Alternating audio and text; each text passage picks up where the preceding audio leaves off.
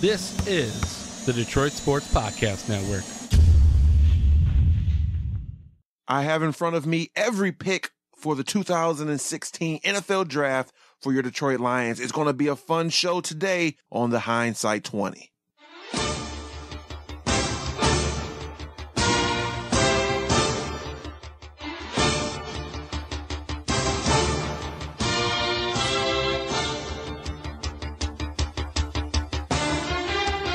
This is the Hindsight 20 podcast. I am your host, Jerry Mallory. I want to thank each and every one of you for listening. It's a big show. And yes, my voice is a little hoarse, cheering on our beloved Detroit Pistons for the past, 2 hours or so. Nonetheless, I'm here to give you the official mock draft. It's not just me on this show. I have all 7 rounds.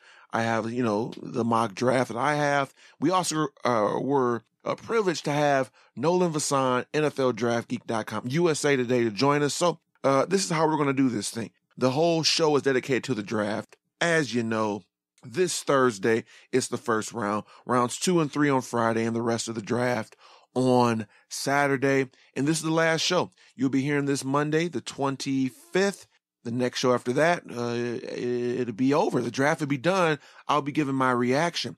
And so these are the picks. I've got some trades. It's all over the place. And so how we're going to do the show is as follows. I like to build suspense. So I'm going to build from 7 to 1, giving you the picks in reverse order, all the way down the end of the show, giving you my first round mock pick for the Detroit Lions. So I'll be giving you rounds 4 through 7. Then we're going to go ahead, take a break from me, listen to Nolan Vasan, and then after our halfway point, we will wrap it up with rounds 1, 2, and 3, the money round. So, yes, there are some trades. There are some funny comings and goings for the Detroit Lions, but I think Bob Quinn in this mock draft has assembled a very fine team. Let's get the music going a little bit, and let's take it to the 7th round, where the Lions don't have a 7th round pick. They traded their 7th round pick to move up one spot to the 6th round. It's their final pick in the draft, and you'll be hearing more about the reason they have only one 6th round pick in just a second, but they do, and it is pick number 190, and that pick is out of Stanford, Kevin Hogan, the quarterback. It's simple. The guy is... he was a little disappointing, I would say. We'll cut the music off. He was a little disappointing, I would say, this season. People thought he would do a little bit more. But at the end of the day, he has pretty good mobility. He has a decent arm, and he's someone that you can line up, the man from Stanford, in that pro-style offense and be comfortable with.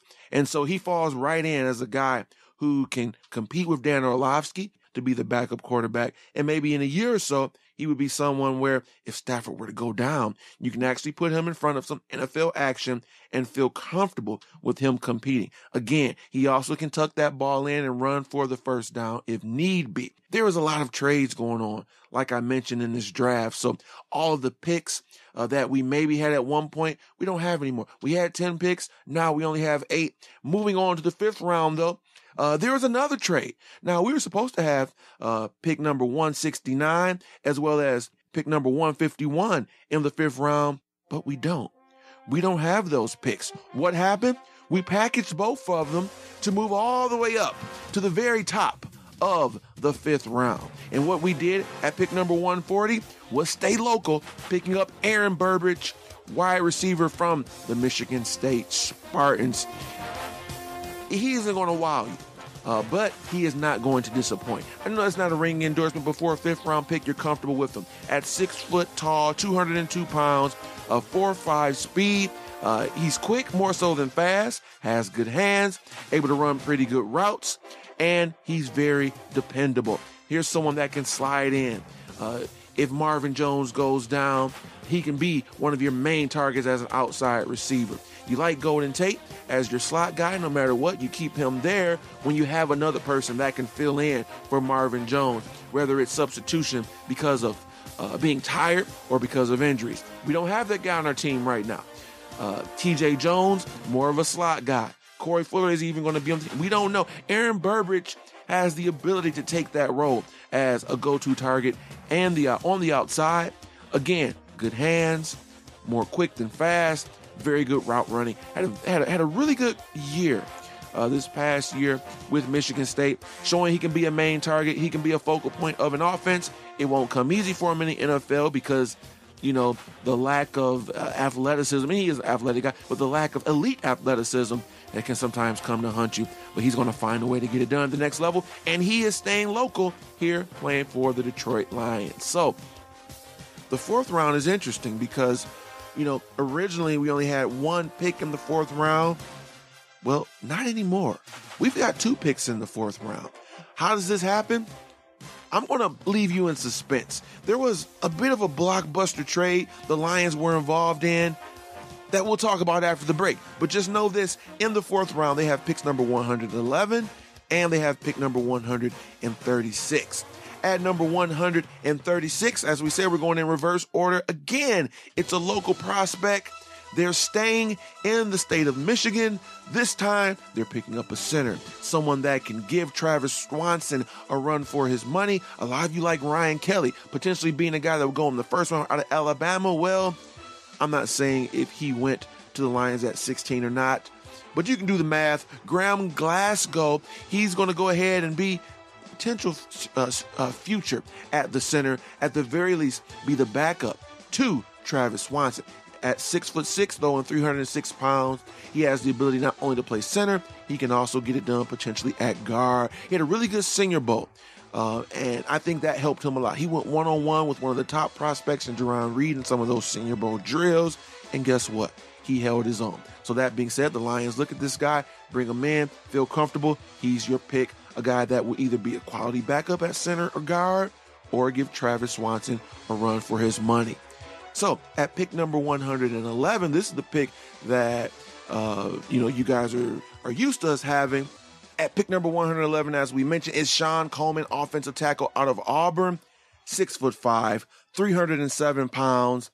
Some of the scouts are saying he's more of a run blocker than a pass blocker. And so although he did play some left tackle there at the NCAA, at the next level, some are saying a guard. I think he'll do just fine as a right tackle. Think Costa Chairless, someone that was a big, strong, physical mauler on the right side, adapt at run blocking. So this isn't your left tackle of the future. You pick him up and you say, we can shove you in at right tackle. You can compete with Michael Ola in the very first year, and we would believe you'd be in prime position to take over that right tackle spot in a year or so. All right, I've talked enough. I've given you rounds 4 through 7. Again, in fourth round, we had 2 picks in the fourth. Sean Coleman, offensive tackle from Auburn. Graham Glasgow, 6'6" center out of U of M. In the fifth round, we made some trades to go all the way up and get Aaron Burbridge, wide receiver from Michigan State. And then in the sixth round, it is a lot of offense early on, huh? Tackle, center, receiver, now quarterback Kevin Hogan from Stanford. Let's take a listen. As I said, we had a chance to sit down with Nolan Vasan from NFLDraftGeek.com and USA Today. He broke down his thoughts, not just on the Detroit Lions, but on the NFL draft as a whole. Enjoy. As promised, guys, I've got from NFLDraftGeek.com, from USA Today, it's the one and only draft guru himself, Nolan Vasan. Nolan, what's going on, man? Thanks for joining us on Hindsight 20. It's great to be on with you, Jerry. Thank you for having me. This is the time of the year, man. If any of the listeners are like me, I'm on your site all year round because, hey, we can always look at prospects. A lot can change from, the opening day of college to the end of the season, the combine. Now we're here, the final week. I'm sure your traffic is crazy. And you've decided to, pencil in a little bit of time for us. So we've got a few questions for you, Nolan. It's been pretty crazy on your site, though. At this point, it has to be, right?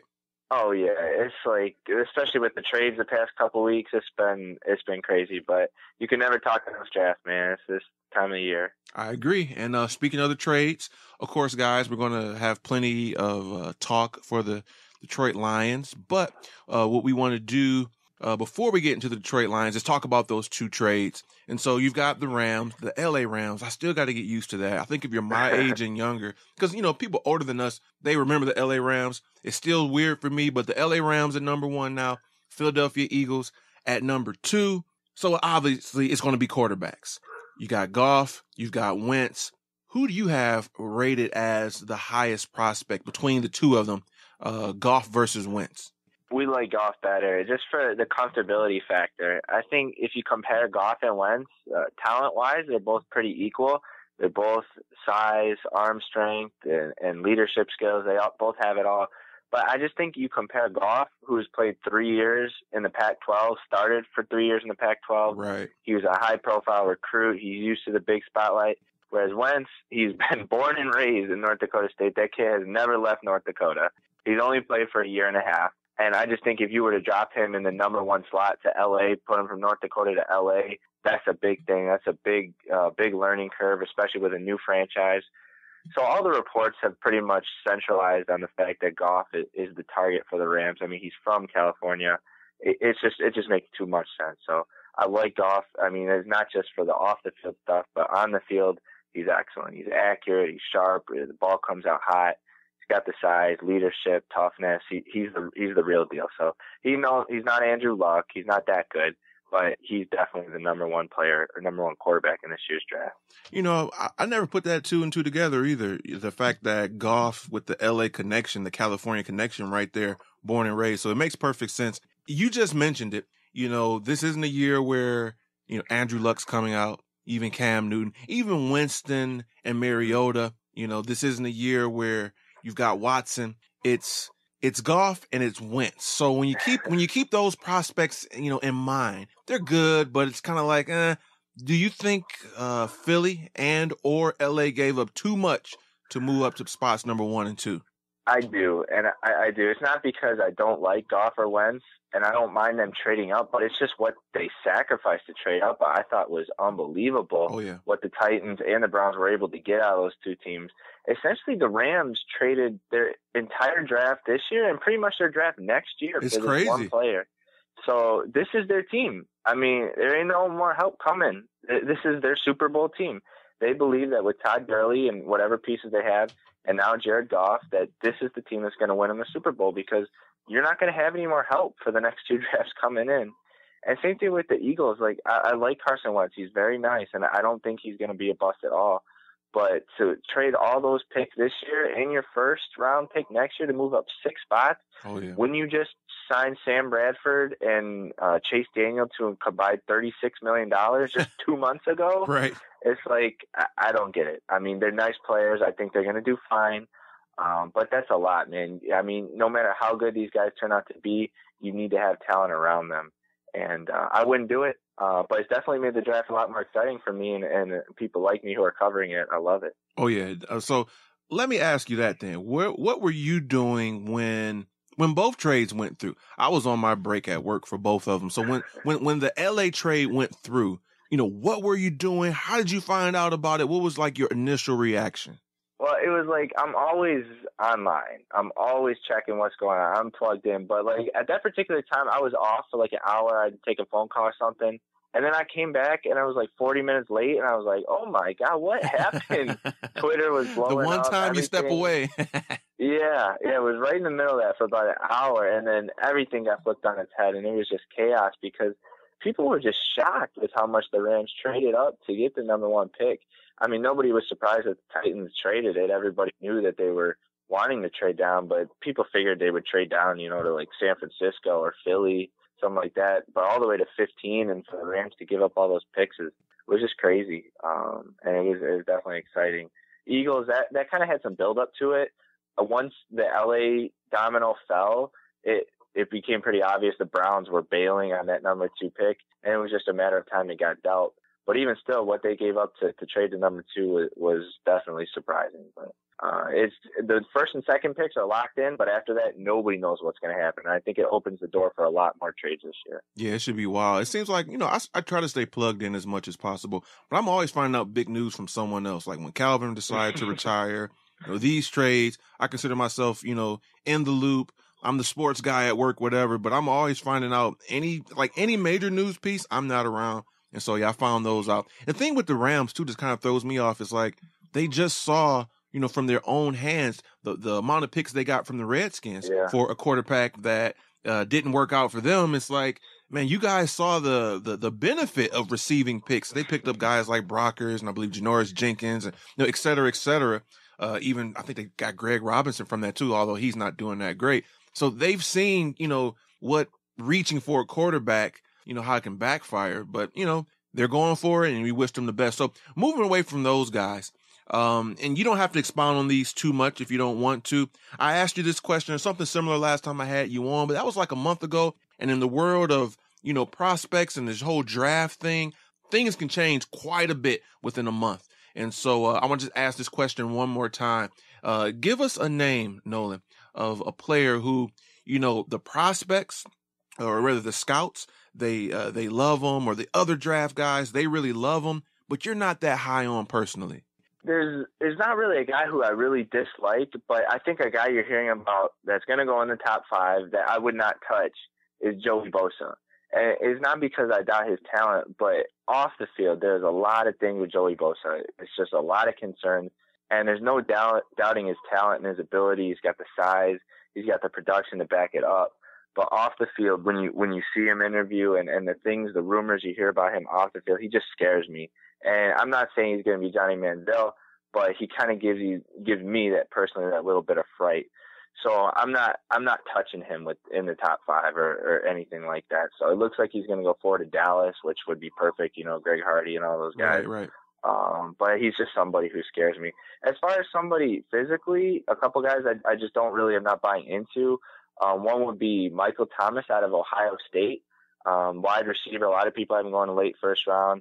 I don't see the speed, the athleticism, even the route running to garner a first round pick. So I'm not buying in him. And then Sheldon Rankins, the defensive tackle out of Louisville. Some people even think are in the mix for the Lions. Yeah. Lions pick. He's an undersized tackle. He's a nice player. What Sheldon Rankins is like a complimentary player. He's like 6'3", sub 300 pounds. You put him next to somebody, he could be real good. But he's not a guy who can create on his own. So he's nice. But as far as him going in the top 15 or even 16 for the Lions, personally, that's something I'm a little leery of. That's interesting about Bosa because just from the combine and watching, no, I don't even think it was the combine. Just looking at some of his interviews, he's kind of got like this. It's like a nonchalant thing. It's like an arrogant thing. I'm feeling you on that. I'm willing to say that Noah Spence is going to end up being a better edge rusher than him. The guy he used to play with at Ohio State. He's more talented. Yeah, he's quicker. He's got that Von Miller in him. Yeah, exactly. So that's interesting on Bosa. And so we'll see how that goes. Rankins, that's a big one because a lot of the people, whether it's at Prior Detroit or on Hindsight 20, they love Sheldon Rankins. So we appreciate you enlightening, bringing us a little light on that. Now let's reverse it. Give us a player that maybe he's not getting a ton of love, for whatever reason. Maybe even his stock has dropped. But you personally and the rest of the crew at NFL Draft Geek, you guys are a little bit higher on him than most. Yeah, I'll give you 3 guys. 2 guys, well, you know all 3 of them, but one is surprising, and I think is Derrick Henry. I think people are sleeping on Derrick Henry, the Heisman Trophy winner, which usually never happens. Usually when you win the Heisman Trophy, you're overrated. Exactly. But I think Henry is nearly as good as Zeke Elliott. He's not as good. I'm not saying that, but I don't think it's that big of a gap. I think just when you look at his combination of size and quickness, it's freakish. For somebody to be 250 pounds and to move like he does. And I was surprised even after the combine when he ran at 4.54 at like 240 pounds that people didn't buzz on him a little more. His measurables are like close to Von Miller, right? Like height, weight, speed, everything, isn't it? Yeah, he's like a linebacker out there, runs just as fast as any of these other guys. So I think he deserves to be in the top 15, top 20, but you're not really hearing that. You're hearing about him being borderline first round. Another guy is Kendall Fuller, cornerback out of Virginia Tech. That's because of injury. He missed most of the season with injury, but he's going to be healthy come next season. There's just kind of like Todd Gurley, although he might not be able to participate right now in the pro days and the combine and all that stuff. He'll be healthy by next season, and for the past 2 years, he's been a shutdown corner. So I like him being a first-round pick. And then the name that I really kind of hang my hat on, if the situation is right, is Cardale Jones out of Ohio State, quarterback prospect. Definitely developmental, definitely raw. But I think he the QB situation at Ohio State was kind of a disservice to him this past year. But obviously, he's got as much physical talent as any quarterback in this draft. Arm strength, athleticism, if he gets coached up. He's athletic. He's never lost a game in his career. And I think he's got the confidence to play at the next level. So I think if you're a team, like Buffalo, you got Tyrod Taylor, or maybe the Jets, if you re-sign Ryan Fitzpatrick, something like that, somewhere where you have a bridge quarterback for 1 year, I think a couple years down the line, Cardale Jones is a guy who's going to go in the second or third round that a lot of people are sleeping on. Yeah, that's a good one. I like Cardale quite a bit as well. Nice bit of arm strength, like you say, athletic enough. That's a really good one. I was a little bit worried because you were dogging out the Ohio State guys. I don't think I got a lot of Buckeye fans, but we talked about Bosa, and then man, I've done Thomas, so many scouting reports this year on Ohio State guys. It's like they got like 10 or 12 guys that are going to go on the first and second round this year. It's incredible. It's ridiculous, man. I was having a conversation with a buddy of mine. I'm like, if you can just draft, all the prospects from one school, who would it be? He mentioned Ole Miss because Treadwell and Tunsil and even Kimdichie. I'm like, yeah, that's fine. But Ohio State, oh my goodness, man, Braxton Miller, Michael Thomas, Adolphus Washington, and then there's the heavy hitters, Bosa and Elliott, Eli Apple. It's crazy the amount of guys they got coming out. It was a lot of people saying, like, just their defense. You look at Bosa, Apple, Darren Lee, Josh Perry, Washington, Von Bell. There was a lot of people who said last year that their defense was better than some NFL defenses last year. And that's not that much of a stretch because it's going to be like 3-4 guys that go in the first round with Lee, Bosa, and Apple, and then another 6 or 7 that go on rounds 2 through 5. Yeah, it's ridiculous, man. And all the names, when I was mentioning to this guy, I completely forgot about Darren Lee, speed guy, linebacker, and like you said, the safety Von Bell. So yeah, the Buckeyes got quite a bit of talent. Let's get to the Lions a little bit here before we talk about who you got them mocked in the number one pick, the most important pick, the one we all care about. We asked you this a month ago. Let's revisit it. Maybe it's some new names. Maybe it's the same. To reiterate, give us a couple of sleeper options for the Detroit Lions. If you want to go real deep sleeper, we did our day 3 gems, which will come out in USA Today next week, some FCS guys. And one of them is actually from the state of Michigan. I don't know if people know about this guy. His name is Matt Judon from Grand Valley State. He just absolutely blew up the combine. His 5th fastest among defensive linemen. Vertical jump was 4th highest. 20 sacks last year. Whoa. 6'3", 275 pounds. He's right over there from Grand Rapids. So I think if the Lions don't take one of those edge rushers in the first round, Judon's a name that you're going to hear a lot of buzz about in the mid rounds for guys to enjoy. And then as far as replacing Calvin, I know a lot of people are talking about that. There's a guy like wide receiver Tajay Sharp out of Massachusetts. He's led the NCAA in receptions last year, or he's the active leader in receptions, but playing at UMass, nobody knows about him. But he'll be a day 2 guy that a lot of people are slept on. I could go, there's Javon Hargraves. He's a defensive tackle at South Carolina State, which you can read about on our site. I don't want to get too nerdy, but it's a lot of guys in the late rounds that I think the Lions could make some hay with. I like it, man. The deep sleepers, it's good to get associated with some of these names because, many of us we know the top guys. We don't know the guys later on. So once we hear those names now, a little light bulb will go off and we'll think about you in the website. Hopefully a name or two, will be mentioned by the Lions, especially that defensive end you just talked about. That's pretty impressive with 20 sacks. So let's get to it. The first round pick, I know it's subject to change because, this show, we're talking now, it's the weekend. The show comes out Monday. So, there's still 3 days of wiggle room. So I know it's not set in stone, but as of right now, who do you have the Lions picking in the first round? I think they'll go with a defensive end. Right now, we got him taking Emmanuel Ogbah out of Oklahoma State. I like it. But if not, I'll hedge my bets with one of the Clemson edge rushers. I think the value and the need at 16 is where you're going to meet defensive end because a lot of people are talking about Jack Conklin. He's nice. I don't know if he's really that much better than Riley Reif. He's a very strong right tackle, very good. But is he good enough to supplant Riley Reif at left tackle? I don't know. As far as the defensive tackles, I think the value will be there.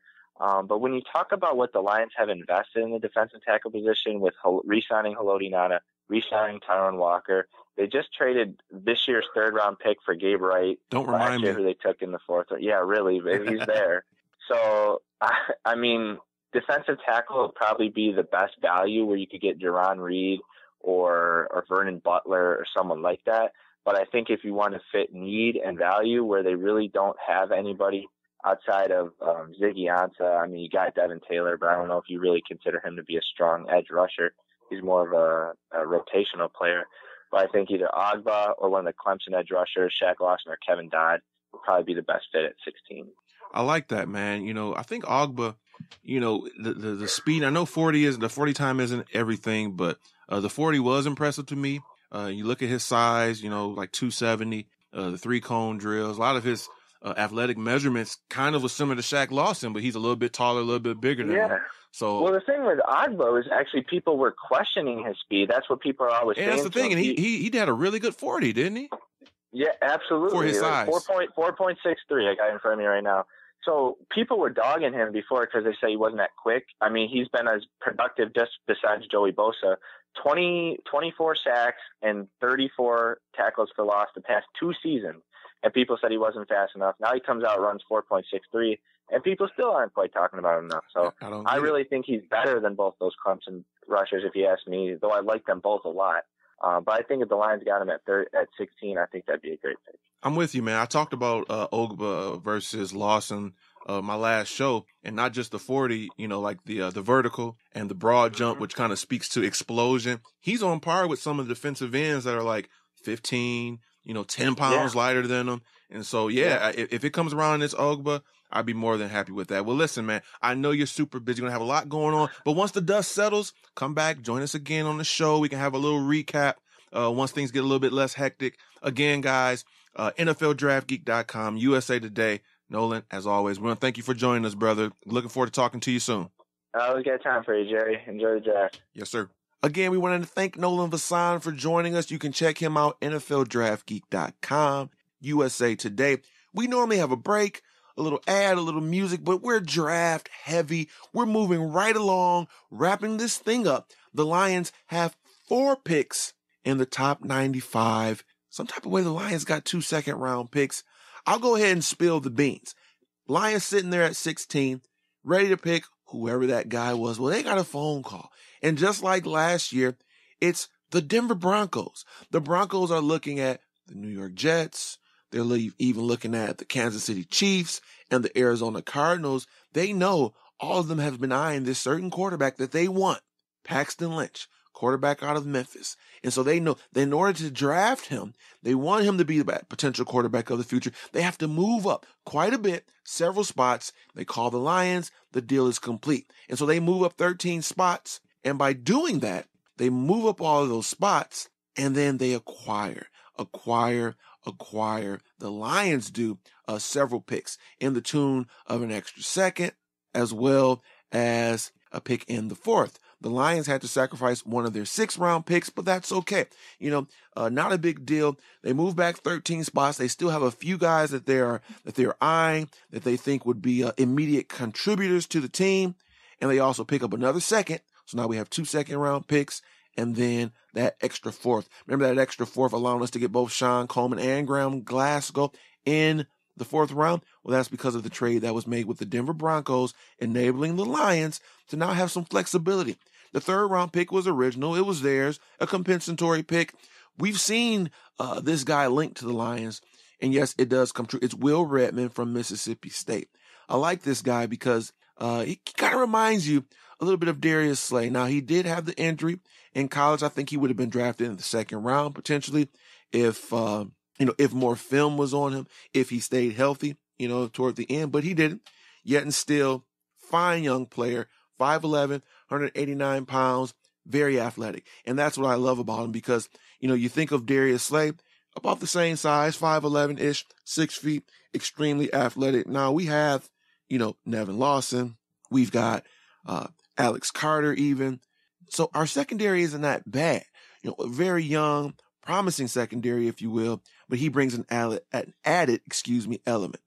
He brings that element to where he has the potential to be a poor man's Darius Slay. And so, whereas Nevin Lawson a little bit undersized, Alex Carter, what is he going to be? We don't know yet.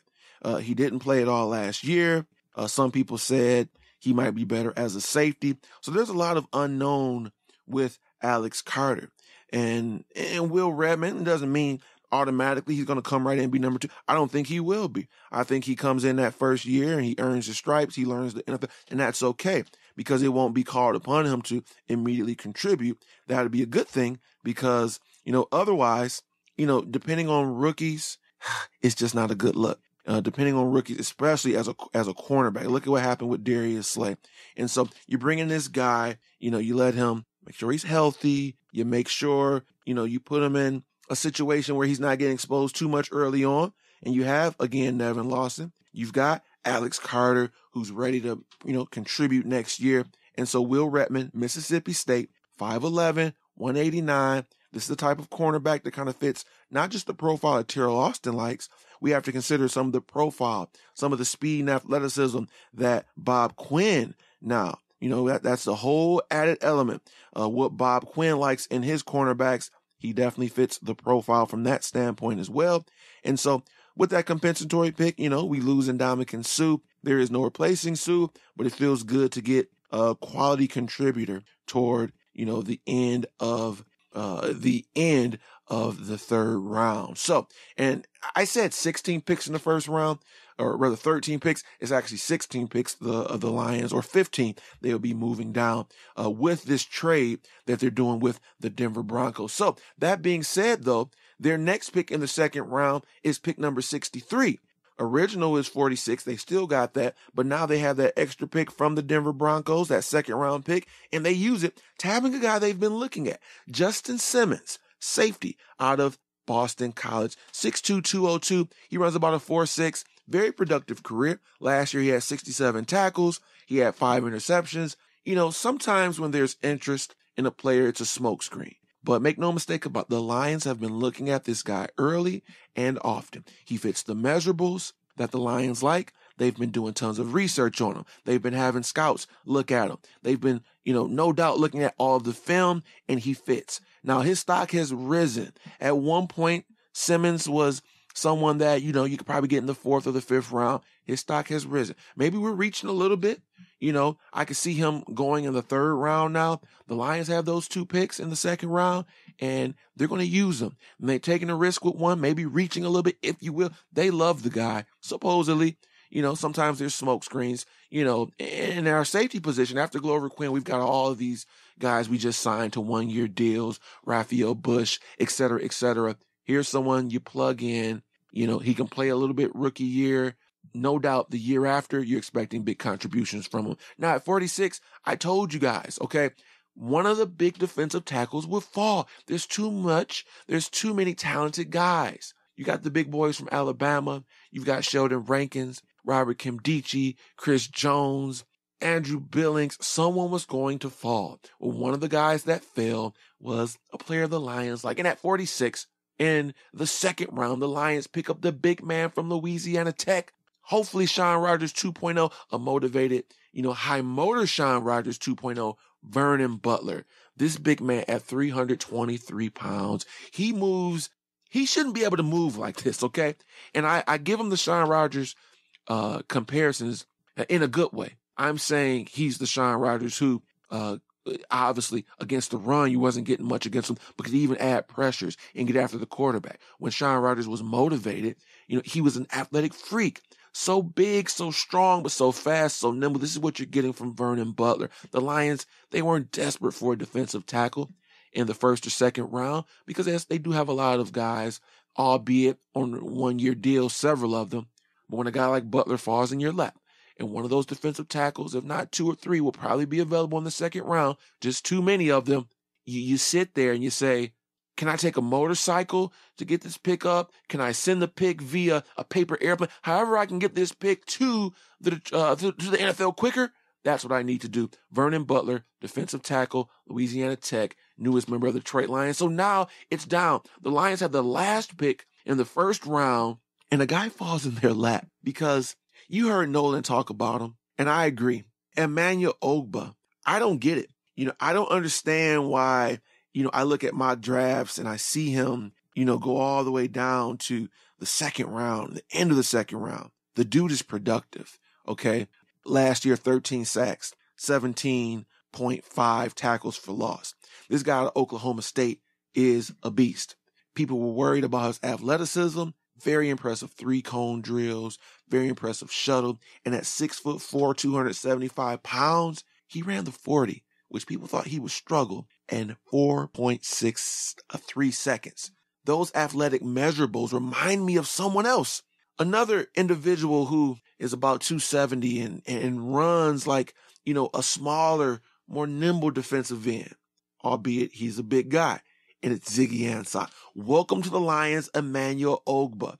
Again, Oklahoma State defensive end with the 31st pick, first round. Lions went crazy, man. We traded down 15 spots, ended up picking up a second, ended up picking up a fourth, gave up a fifth, or rather a sixth that we, whatever, take it or leave it. And the draft is history. And so again, from top to bottom, in the first round, we're getting Emmanuel Ogbah. In the second round, we've got 2 picks, Vernon Butler and Justin Simmons. In the third, Will Redmond. And if you don't know these positions, Ogbah defensive end, Vernon Butler defensive tackle, Justin Simmons safety, Will Redmond quarterback. In the fourth round, we got 2 picks, Sean Coleman, right tackle, then Graham Glasgow, center. Staying in the state of Michigan in the 5th round, trading up all the way to the beginning of the 5th to pick wide receiver Aaron Burbridge, and then wrapping the draft up, making a trade to go up 1 spot and getting Kevin Hogan from Stanford. This has been a fun show. Nothing more exciting this time of year for, maybe your team is out the playoffs like the Wings and the Pistons. Nothing more exciting, if your team like the Tigers are struggling. Nothing more exciting than having some form of hope, because the other teams just not really giving us a ton of hope right now. Basketball done, hockey done, just like that in the blink of an eye, and the Tigers are struggling. So nothing more fun right now than the NFL draft. How do you like my mock? How realistic is it? Do you like the players? Of course, we're grasping. We're taking educated guess. I've been writing a couple picks in the past. Gabe Wright, Ryan Broyles, Kellen Moore. It's not easy to do, but it certainly is fun. Guys, when you talk to me next time, when I talk to you next time, the draft will be done.